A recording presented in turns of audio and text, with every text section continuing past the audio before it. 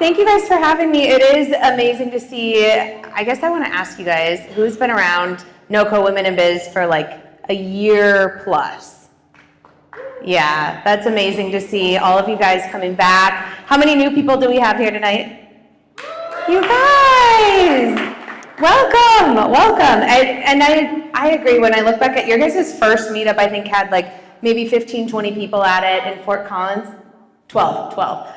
And so it just shows the need for this connection. I want to ask, just to get a feel for the room, how many people in here are local business owners?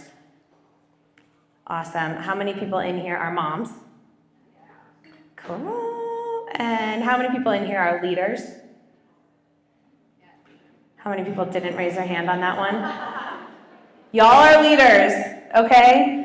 Everyone's a leader, whether it's for yourself, with self-leadership, whether it's within your business, within your home, you are leading, and you're leaders in the community just by showing up. I know it takes a lot to not only get dressed and figure out what you're wearing when they call it a gala, and you're like, is that a long ball gown, or what do I wear to this thing? But all the energy and time that goes into coming here, so I just want to acknowledge everyone for being here. And tonight, when I've been talking to Sarah and Jamie, some of the feedback that they've gotten in the past was wanting a little bit more business. Business is very much my jam. Inspirational, aspirational goals is not as much my jam. So I'm going to kind of get a feel for the room tonight, but I want to do some work around really some of the things that I think are gate kept in business, but this can translate. If you're not a business owner, you're likely all leaders. This is going to translate to all aspects of your life too. So as we work through this tonight, it's going to be a bit more of a masterclass, workshop style. We're going to be engaging with each other, and we're going to be doing some work. So if you're like me, when we go through some of this, some of the work that we're doing tonight, you could definitely do at home. But if you're like me, you're like, when do I have my own time at home? I have like 3 little kids and businesses, and as much as I want to be like, I'm going to light a candle and I'm just going to do this like woo-woo stuff and work through all of this, it doesn't happen if I don't have accountability. So what I want to offer you tonight is accountability. We're going to do this together, so I really want to encourage you as we do some of this work that you use this moment so that you don't neglect yourself later on some of this work too, because sometimes I think as we move forward to 2024, whether it's goals that we set personally or professionally, we often just hope to do better than last year. Or we just think, I just want to be happy. I just want to feel good. I just want to, like, really generalized goals out there. I just want my business to increase in revenue, or I want to help more people in my business, whatever it might be, which is great, but it's a fuzzy target, and fuzzy targets don't always get hit. So we're not doing full-on goal setting tonight, but we are going to do some work around really reflecting on 2023 and moving forward into 2024, some forecasting, backtracking that forecasting, a little tax strategy mixed in there so that you can save some money, because I really think that's gate kept, you guys. Very much gate kept. Do I have a little clicker thingy? Oh, do you mind just clicking for it? Yeah, sure. Thank you. Do you want a code word? Madam? My wine? No, I'm just kidding. Okay, all right, the first thing I want to start out with is a little quote. Hopefully it moves forward to that. Maybe? Oh, you got it. Yeah. Oh, madam, thank you. Oh, I can't even read from up here. Okay, your entire life can really change in a year. You just have to love yourself enough to know you deserve more, be brave enough to demand more, and be disciplined enough to actually work for more. Madam, thank you. I know a lot of you guys in the room, but I just want to tell you really quick a little bit about myself. I moved to Fort Collins in 2012, and when I moved here, I had -$0 to my name and decided to start a business, and all the banks looked at me. When you come out of chiropractic school, by the way, I'm a chiropractor, I came out of school with $213,000 in student loans. Now, they're coming out with way more than that. And it was at 6.55% interest rate. So you guys are feeling the interest rates right now. I know we have a lot of realtors and mortgage people in the room. Like, that was my student loans. And so when I went to bankers in town, everyone was like, sorry, girl, you can't do this. And I didn't have an income coming in. My husband didn't have a job, and so I have been the income earner for my family since moving here. And I just want to share this with you because sometimes you can see like the highlights of, oh, seven-figure, I'm a multi-seven-figure business owner and solo business owner on the majority of the businesses that got me there. Now I've started to partner. But I just share that because I didn't have a hand up in life. I didn't have family who gave me money. That would have been freaking amazing. My dad passed away in 2020 and I inherited his mortgage. You don't inherit all their debt, by the way, if you haven't gone through this, but I did inherit a mortgage for quite a while. So I just want you to know that like that last part of that quote with working for it, I truly believe has been a game changer for me. And I also will say fourth quarter is the game changer. This last month, we call it separation season, is what separates you from your former self, is what separates you from your quote-unquote competition. Fourth quarter is what makes you different because people get complacent, they get chill, they get lazier in fourth quarter. We get into holiday season, and Ed Milet says this, if you've listened to his podcast, but he's like, Thanksgiving is just one day. Christmas is just a day, right? Christmas Eve, we can add that on. But it's not a month. Even though it feels like a season, we can get into so many poor habits where we just take our foot off the gas pedal and we coast. But if you don't coast, you can really escalate and grow. So this is all about growth.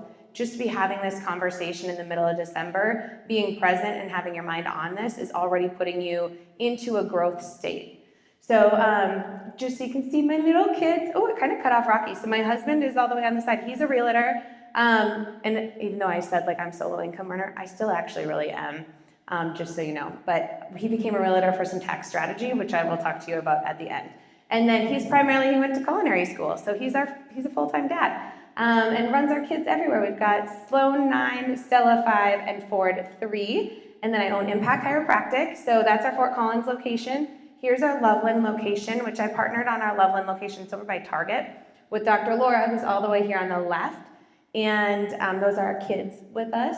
Laura and I have practiced together for 8.5 years. I know quite a few of you know her. And then here's our docs at our Fort Collins location here. And then that's pretty much it. Oh, so we started in 2012, and then I started consulting in chiropractic in 2020. So that's been kind of neat to be in the online business area as well. So I've been having conversations about that tonight and happy to chat about that with anyone who's in that area too. But that's been amazing to be able to support more people besides the literal impact that we make in our community. It's amazing to be able to make that impact outside of here too. And I do angel investing as well because of some of this tax strategy. So we'll keep going. Thanks, madam. Separation season that I talked about. So this is the time to create distance between the old version of you, and the work we're going to do tonight will be part of that. So we can move forward to the next slide. Thank you. This is a little bit of reflection time, and I know you guys just had a conversation about what you're proud of in 2023, but I want you to do a very quick self-evaluation. You can write down. You're going to have a little bit more you're going to write down on here, so don't take up too much space on this one. But what is something that you want to leave in 2023? Okay, so this next section, I know we're going a little fast, but these two lead into this chart. And this chart can really help guide whether you know your core values or you're still looking to define your core values. You likely have core values for your business. We have core values for our business. We also have core values for our team in our business. And then core values for your family. If your family has defined their core values, what they stand for, these can kind of help guide some of this, of things that you want to add and things you want to stop in 2024. So I'm going to walk you through this for some examples, because I know sometimes I'll sit through this and I'm like, I can't think right now. And then I'll hear someone else say something, I'm like, that's a great idea. I agree with that. So we're going to start with things I want to stop. You guys hear me okay with the music? Is that okay? Okay, cool. So we're going to start with who. Things I want to stop. Who do you need to let go of this year? This might not be a fun one to answer, but who do you want to subtract from your life? Maybe it's a toxic person. Maybe it's a bad influence. Maybe it's a team member who drains you. All this takes is that second, you probably already thought of the who, and you probably feel it in your body being like, oh, I do not want to have that conversation. I do not want to go through this. Don't let them see your paper either if they're here. Just kidding. They're not here. They're not here. All right, so what's something I want to stop in 2024? So what do you want to subtract to have your best year ever? Do you want to decrease and remove drinking? These are just ideas. I'm not telling you to do it. Less TV time or social media time. Removing procrastination. Removing any frivolous spending. That's what happens during this season too, is we're like, during separation season, we just normalize everything. Like it's normal to not work out as much at this time. It's normal to spend a lot of money at this time. That's what everyone does. So, and maybe the former you did that too. So I just want you to start thinking identity-wise of what can shift during this season for some of this, what you want to subtract to have the best year ever. Now we're going to talk about where. Where do I need to stop? We're going through stop. Where do I need to stop showing up? Maybe like I don't watch the news, so I removed that. Like I'm not going to subscribe to that. It's fake news anyways. And so removing the news, removing tenants who are maybe renting a space if you own a business. You might need to remove some people from your physical space if you have an office. Stop overcommitting to Zoom calls. These are just ideas. But there's some things, anything else that you need to stop showing up. Maybe you're over showing up. You're the people pleaser that shows up for everyone else, but you're not always showing up for yourself. And then when? What time do I need to change in my life? No more doing X, Y, Z on the weekends after a certain time. So start thinking about your time. If you're not time blocking already, or you haven't done a time audit, I'd highly recommend doing a time audit of what your days look like and how you're spending your time, because you can start making some shifts of how to manage your time.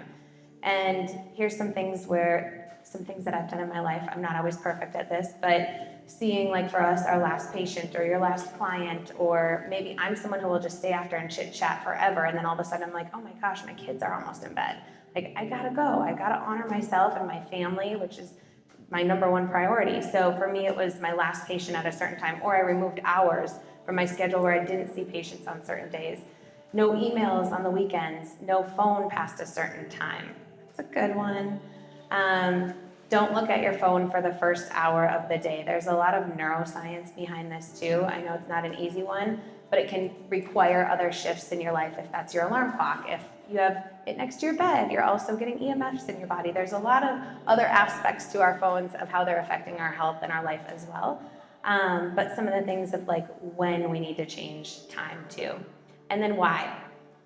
Why do I want to subtract? Mine, stop people pleasing, still working on that one. Letting go of rigidity could be one. Stop prioritizing others' needs before your own.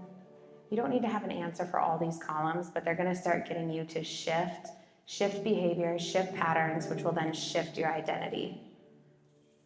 All right, so for the fun part, we're going to start what we're adding. So as we design 2024, what are we adding to our life?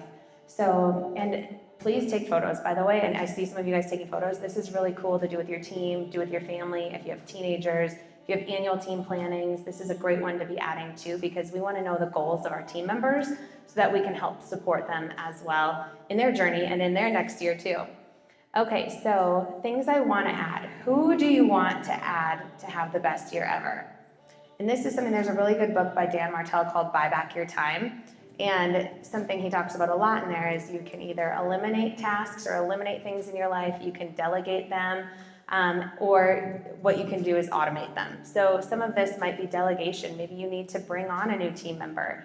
Maybe you need to bring on an assistant of some sort, or a nanny, or a housekeeper, a personal trainer to hold you accountable to some of your goals, a therapist, maybe a business partner, a new coach. These are just ideas of who you want to add into your life. Maybe it's a partner. Maybe it is, a best friend. Maybe it's someone in this room that you don't even know about yet. But we want to start manifesting this and what will fulfill your needs your needs and your dreams as well. Okay, what? What do you want to add to have your best year ever? Meditation, boundaries, maybe you need to get back to church, maybe you've lost some connection in your faith, maybe it's podcast listening and just putting good content in your ear or surrounding you, getting rid of the fake news, content creation, maybe you need some creativity in your life too, daily exercise, more family time. Let's start designing that year. And then where do I want to add to have my best year ever? So maybe the where is moving in certain locations in your life. Maybe it's where your office, if you have a home office, maybe you need to change that or shift that. Maybe it's moving business locations. Things just are not working out in the space that you're in. Maybe you need to get out of town and move on to some land for your soul and for your energy. Maybe you just need to camp more often too. Like you can change the where and where you're located. New office space, changing your bedroom design. We're dreaming here, y'all, so we don't have boundaries of what's possible. So whatever you feel like isn't fulfilling you or serving you right now, this is an opportunity to either let that go, stop doing that, or add something and enhance your life in another level. All right, when? What's your ideal schedule? This is something I go through with my consulting clients is CEO schedule. Because otherwise you work, especially if you're like a service provider, you're in your business, and then you work on your business, like when you should sleep or spend time with your family or do some self-care time. So there's often a time exchange that happens. So what's your ideal schedule? When do you want to work? That's open-ended, I know. When do you want to have time off? And is there any morning or night routine that you could add in to enhance your life? So CEO hours, 90-minute shifts, that's just kind of an example in my area, but there might be something that relates to you. One full day off a week, maybe there's the middle of your week or a certain time in your week. Maybe you ski with your family on the weekends and Mondays off would serve you to get back before traffic's here. And it might just be a seasonal thing, like just kind of figuring out what you need, what your family needs. Let's see, Friday self-care appointments. I've had consulting clients who have said for the last 4 years that became their routine, where they were like, I finished shift at 2 p.m. and I always had some self-care appointment, whether it was therapy or a workout. It was like something that was for them before going into the weekend to really set the tone for them. So write down any ideas of your whens. And then lastly, your whys. So what whys do you want to add into your life? Where can I add more purpose? If you're feeling lost, if you're feeling like your purpose isn't there, I'd really challenge you to do more of that inner work too, of where that's coming from. Sometimes we can have a lot of codependency tendencies, and it can be based on another person around us in our life as to why we feel a certain way, why we feel lost and less purpose. So start trying to figure out, it could be from childhood. Just digging and asking yourself these questions. You don't have to do it here right now, but this gets you started on this work too. Maybe you need a new charity or nonprofit for some purpose to just feel like you have more to give others too. Redefining your why, connecting with your why, connecting with your family. Shallow whys are okay too. If you want a new home, if you want a home, if you want to be able to own a home, if you want your own space, you've always had roommates, you want your own space, if you want more travel, like that's not shallow necessarily, but sometimes people are like, oh, you said nonprofit. I'm not going to put that there. So just know like your why can be a material item too. It can be something that sometimes that house or that apartment or whatever it might be represents so much more than the material item that it is. It's a safe space. It's a space that's yours. It's a space that fills you up. So we're going to move forward here, and I want you to look at anything that you wrote down, or anything, if you weren't taking notes, I just want you to think about the common themes that showed up for you.